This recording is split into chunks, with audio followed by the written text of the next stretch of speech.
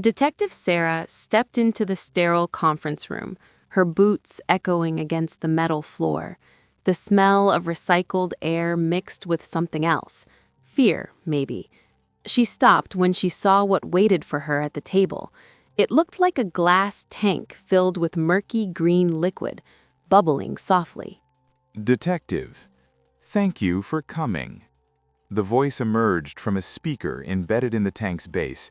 It sounded like wind rustling through leaves, layered with 1,000 whispers. I am Dr. Z, or rather, we are Dr. Z. The distinction matters less than you might think. Sarah pulled out a chair but didn't sit. Station Command said you witnessed the Novus Station explosion, that you were there, inside the lab when it happened. We were indeed present, though inside is imprecise. We inhabited the ventilation system, the water pipes, the surfaces of every instrument. 200 of your scientists died that day. We felt each death as a tremor in the chemical symphony around us. She finally sat, pulling out her datapad. The blast vaporized everything. No black box, no security footage, no DNA evidence. You're telling me a bunch of bacteria saw what happened? Not a bunch, Detective. 3,472,600,000,000 individual cells functioning as one distributed consciousness. We are from Xenarc Prime, where microbial life achieved collective sentience eons before your species discovered fire. Sarah rubbed her temples. 3 weeks investigating, 0 leads, and now her only witness was invisible to the naked eye. Okay, walk me through it. What did you see? Walk is another imprecise term, but I understand your meaning. The difficulty, Detective, is translation.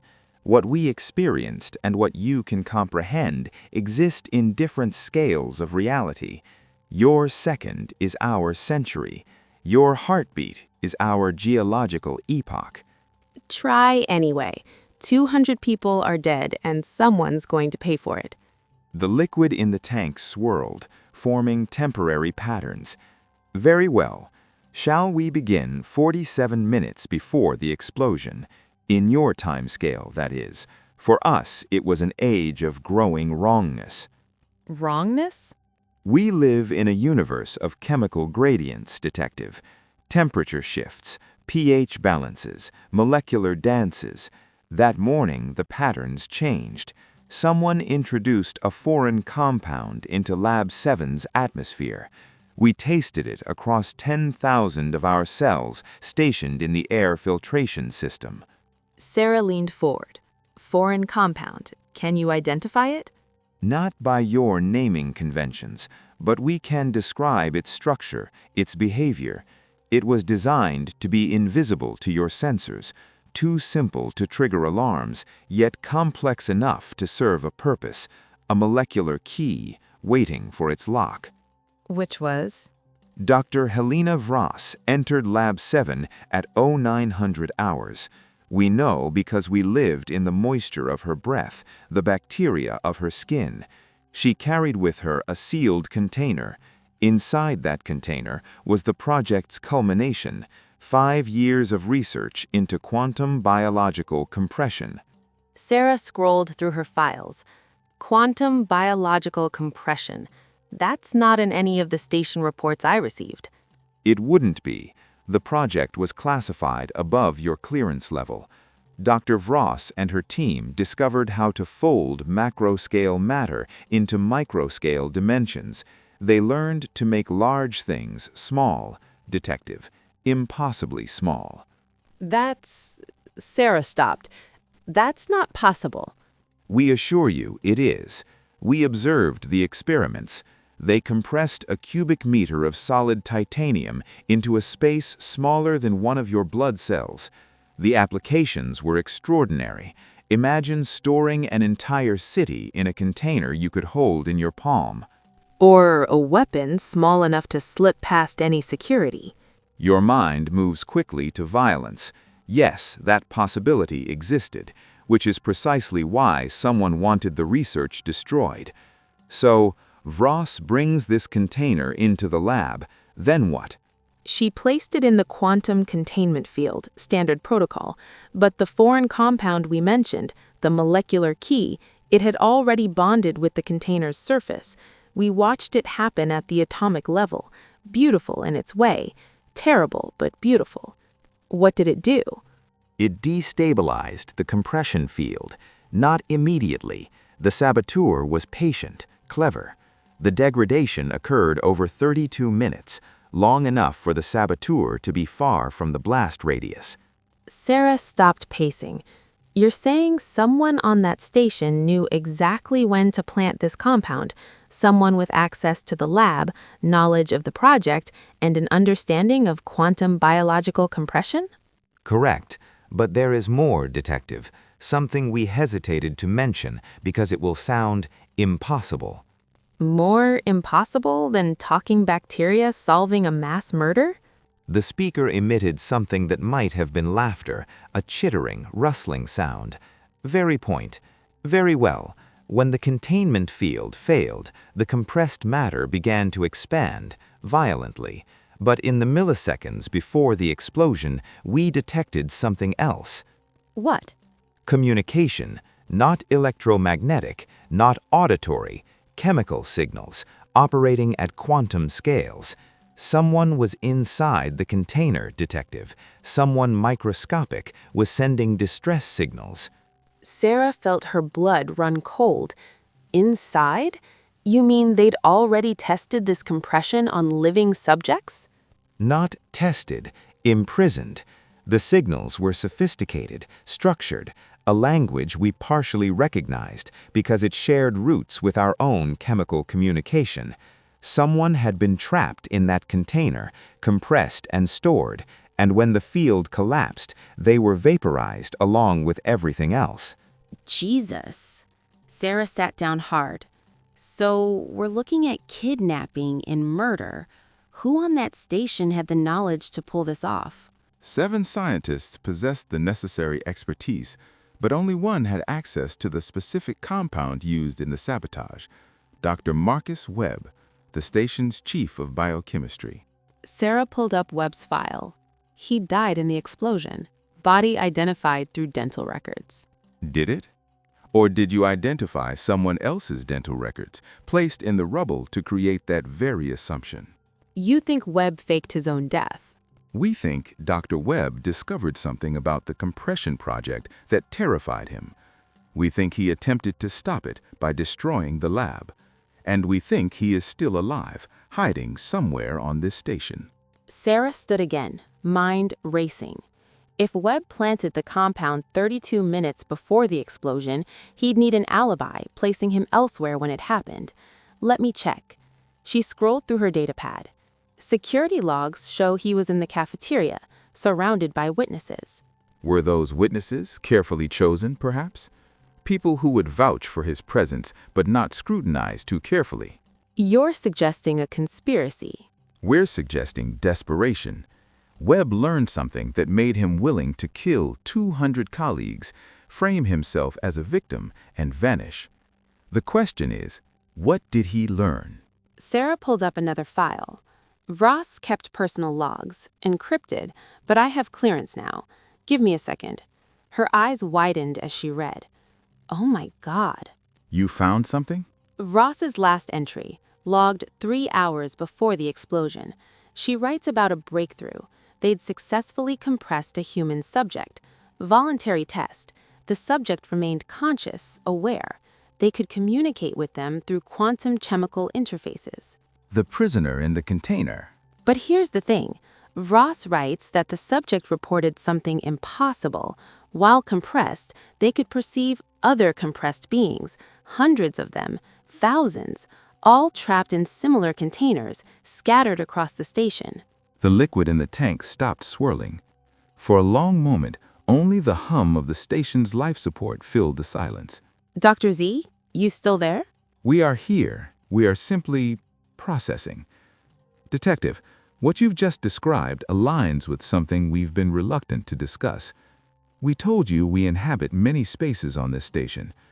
Over the past months, we've encountered voids, spaces where our cells cannot survive, where chemistry itself behaves strangely. Compression chambers. Hidden throughout the station. We assumed they were equipment malfunctions or experimental shielding. But if what Vross discovered is true, Someone's been collecting people, compressing them, storing them. Sarah felt sick. But why?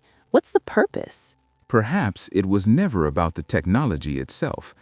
Perhaps it was about what you could do with thousands of compressed, conscious human beings, each one a complete human mind condensed to microscopic scale. A storage system for consciousness. Or an army. Imagine releasing thousands of full-sized humans in a space designed for hundreds, instant invasion force appearing from nowhere. Sarah's comm device chirped. She glanced at it, then froze. Dr. Z, I just got a priority alert. There's been an incident in the biolab. Someone released an unknown pathogen. We are aware. Some of our cells occupy that space. The pathogen is not a pathogen, Detective. What do you mean? It's a decompression cascade. Someone just released a container. People are expanding back to full size in an enclosed space. The casualties will be catastrophic. Sarah was already running for the door. Can you help? Can you stop it? We can try. But Detective, there's something else. We've just detected Dr. Webb's chemical signature. He's in the biolab. She burst into the corridor, guards following.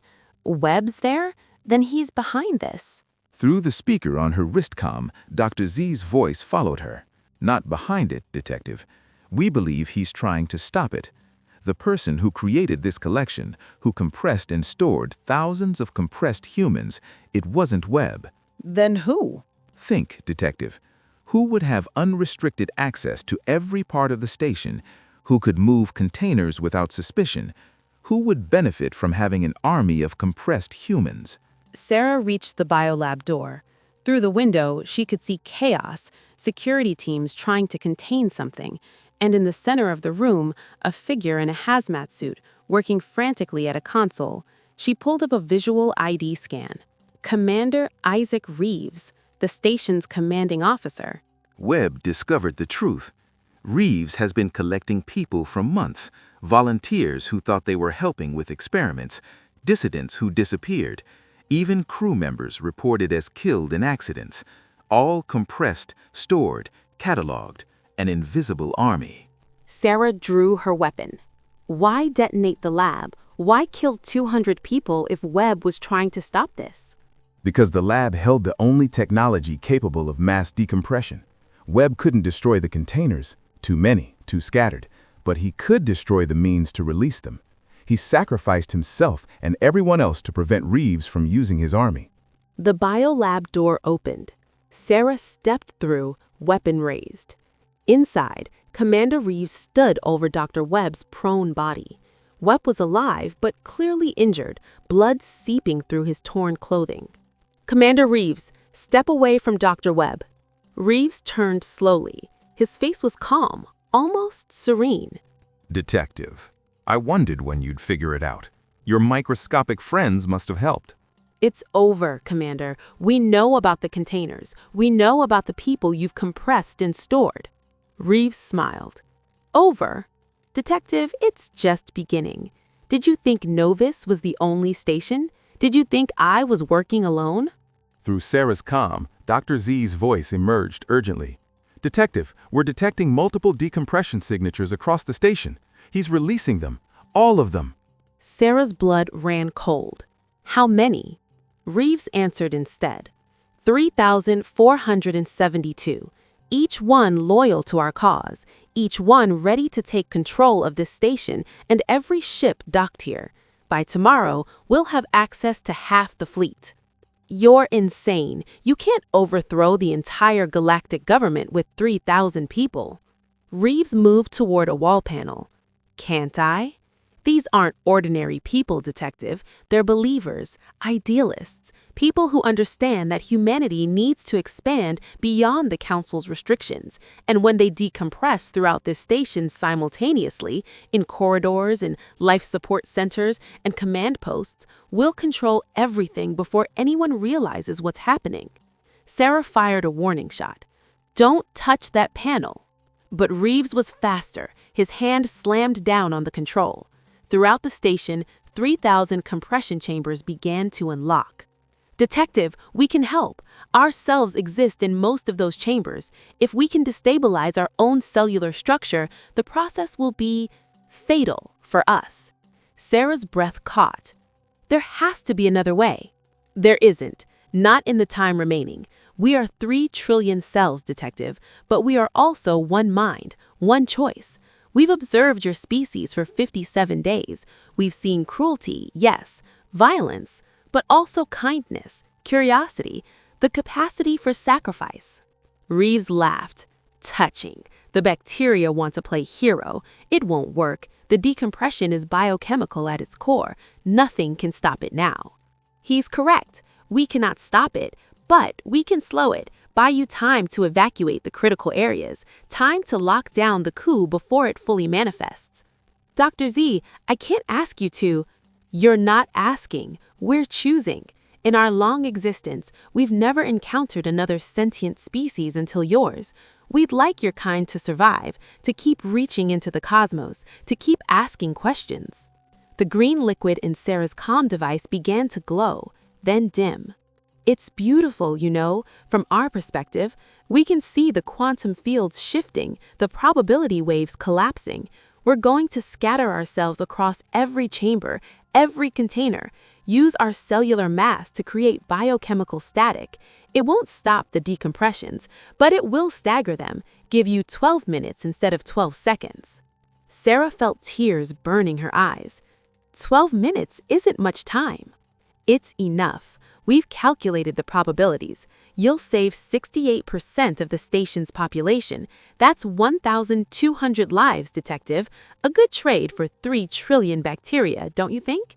Reeves moved toward the door, but Sarah was faster, blocking his path. You're not going anywhere.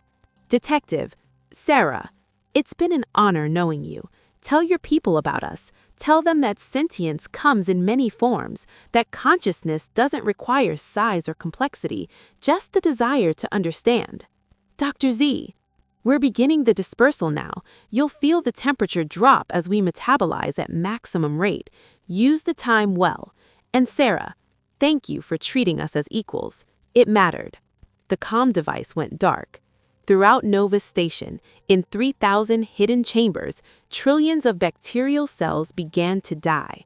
Their final act, a biochemical symphony that disrupted the decompression sequences just enough to save most of the people aboard. Sarah activated her emergency channel. All units, code Omega, evacuation protocol for sections Beta through Gamma. We have 12 minutes. She looked at Reeves, weapon steady. You're going to help. You're going to tell me every location where your people will decompress, and you're going to do it right now. Reeves met her gaze. For a moment, his confidence wavered. You don't understand what you've done. You've destroyed everything. Sarah thought of Dr. Z, of 3 trillion tiny lives choosing to end so that others could live. No, Commander, I think I understand perfectly. 3 weeks whither? Sarah stood in the observation deck, looking out at the stars. The station had survived. Reeves was in custody. Most of the compressed prisoners had been safely decompressed and were recovering in medical. Her datapad chimed, a message from the Xenarc Prime embassy. We heard about Dr. Z's sacrifice. The collective mourns the loss of one of their finest colonies. They want you to know that Dr. Z's final transmission was received. Every cell's last thoughts were recorded and integrated into the collective memory. In a way, they live on. Sarah touched the glass, her reflection ghostly against the void. I hope you can hear this somehow, Dr. Z. You asked me to tell our people about you. I'm writing the report now. Not just about the case, about who you were, what you did. She paused, then smiled slightly. You were wrong about one thing, though. It wasn't a good trade. 3 trillion lives for 1,200? The math doesn't work. But I understand why you did it anyway, because math isn't everything. Sometimes the smallest things make the biggest difference. In the ventilation system above her head, a new colony of Xenarc bacteria was already growing, sent by the collective as a gift to humanity. They would never replace Dr. Z, but they would continue the work of building bridges between species, between scales of existence. Sarah closed her eyes and whispered, "Thank you." In the quantum foam of reality, in the spaces between atoms, perhaps something heard her. Perhaps consciousness, once awakened, never truly dies. It just changes scale, shifts dimension, becomes part of the infinite conversation that is the universe talking to itself. And in that conversation, Detective Sarah and Dr. Z would always be speaking across the boundary between the large and the small, between the fleeting and the eternal. The case was closed, but the story, like all stories of connection across impossible divides, would echo forever.